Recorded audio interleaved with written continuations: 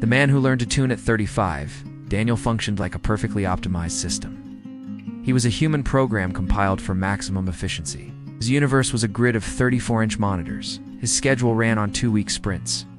And his native language was a blend of Python and corporate jargon. At Metasys Solutions, he was considered an Asceta systems architect who kept the company's cloud running smoothly.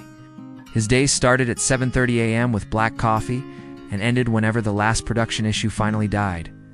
Whether at 7 p.m. or 2 a.m., burnout didn't hit him with a dramatic crash. It came as a slow corrosion, like a memory leak in his own soul.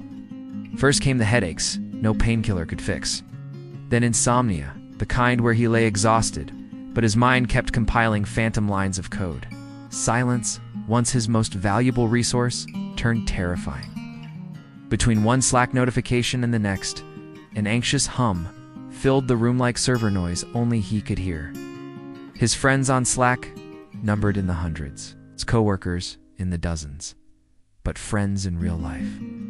That question echoed through his modern, spotless apartment with the accuracy of a 404 error page not found.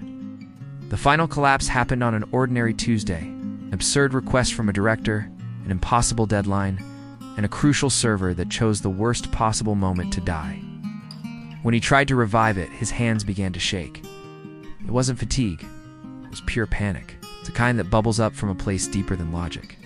The fluorescent lights felt suffocating, the office air conditioning like the dying breath of some large animal. Daniel stood up, walked out without a word, took the elevator down, and inhaled the polluted city air like it was oxygen for the first time. He didn't return that day, or the next. The diagnosis followed: burnout syndrome, anxiety-related depression, medical leave. Daniel's meticulously structured world collapsed. The first days at home were a nightmare of quiet. He wandered around the apartment, unable to finish a single episode of a show, unable to read, unable to feel anything beyond an empty ache and a crushing guilt for not producing. His coworkers sent polite messages the first day: "Feel better, man, the team misses you," and then stopped. The system quickly recalibrated without him. At the bottom of that pit, flipping through channels on a Saturday night, he stumbled across a documentary about old-school acoustic guitar players. It wasn't his thing. But something grabbed him, not the music at first, but the hands. Calloused, strong hands dancing over strings with a certainty that wasn't about syntax but about feeling. The man on the screen closed his eyes as he played and smiled not for the camera but inwardly. Daniel watched, spellbound. The next morning, driven by an impulse he didn't understand, he walked into a music store. The smell of wood and varnish was the first pleasant shock he'd felt in weeks. The salesman, a tattooed guy in his 20s, didn't ask about his job or productivity. He simply asked, "What kind of sound do you want to make?" Daniel pointed awkwardly at an affordable beginner guitar. "This one should work," the salesman said, smiling. Bringing the instrument home felt like letting an alien into his apartment. The guitar on his shelf, next to his cloud certification manuals, looked like it belonged to a different universe. His fingers, so fast on a mechanical keyboard, were clumsy and weak on nylon strings. Bar chords felt like medieval torture.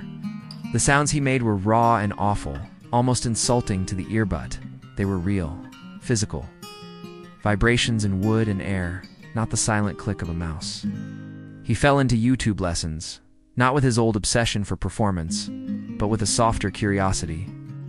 He learned to tune, discovering that each loose string had a note that needed to resonate with the others. "Tuning is about the relationship between the parts," the instructor said. Daniel thought about broken systems he'd patched together at work, components screaming out of sync. The metaphor hurt more than he expected. His first victory was a simple C major chord, pressing the strings, applying the right amount of pressure, strumming, then hearing a warm, full sound fill the room. It was an event, a tiny miracle. No boss could complain about that, see? No client could demand a scope change. In its simplicity, it was perfect. Daniel cried. They were the first real tears since his collapse, not of despair, but of deep, unexpected relief. Guitar practice became a sacred ritual. 1 hour in the morning, 1 at night, not a task in inhabited space. His fingers grew calluses, little armors built for beauty.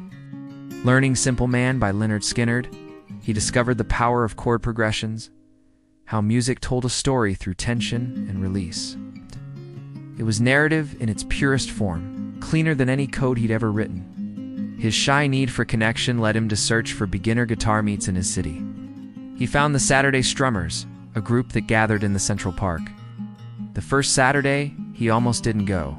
Social anxiety was an old monster, but the guitar on his back felt like a shield. The park felt like another world. People of all ages, with guitars of every price, sat in a loose circle on blankets. The volunteer instructor, a retired man named Henry, smiled warmly. Nobody asked Daniel what he did for a living. They asked, "What song do you want to learn?" Playing in a group for the first time was a revelation. Daniel worried he'd mess up the timing, throw everyone off. But Henry said, "Listen to the group. Let your fingers find their rhythm. Don't lead follow." Daniel closed his eyes like the musician in the documentary. He made mistakes. Slowly, his simple chord found its place in the larger sound.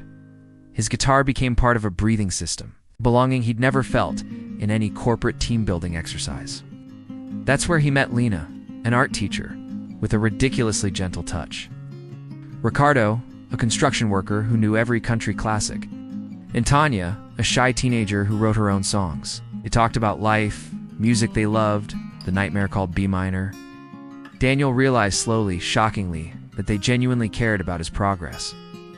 Lena sent fingering exercises. Ricardo invited him to a backyard barbecue. They laughed at his mistakes. They celebrated his wins. It was a community, not a team. One night, after an especially good session at the park, he checked his phone. A message from work announced a new emergency. Read it end. For the first time, didn't feel the familiar spine chill, the urge to fix everything. The words felt distant, like news from a country he no longer lived in. He realized, at work, he was a resource. Valuable, yes, but replaceable.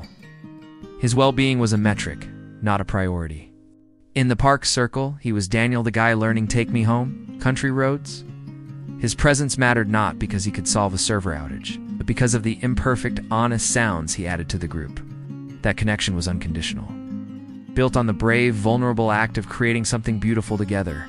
When he returned to work months later, it was under new terms. Fewer hours, more flexibility. He was still good at what he did, but it no longer defined him. On his desk, he placed a photo of himself with Lena, Ricardo, and Tonya, all smiling with their guitars. A reminder of his new safe harbor.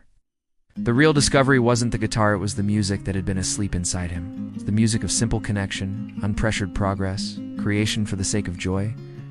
Daniel, the system, had discovered a critical bug in his own code. He needed a heart, not a faster processor. And by learning to tune a guitar, he finally learned to tune his life not to the noisy rhythm of productivity, but to the calm, resilient harmony of happiness. Now, when silence comes, it's no longer an enemy. It's just the space between one song and the next, filled with peace and the promise of whatever chord he discovers tomorrow, alone or even better with friends. The end. Thank you for watching until the end. If you enjoyed it, please subscribe to the channel.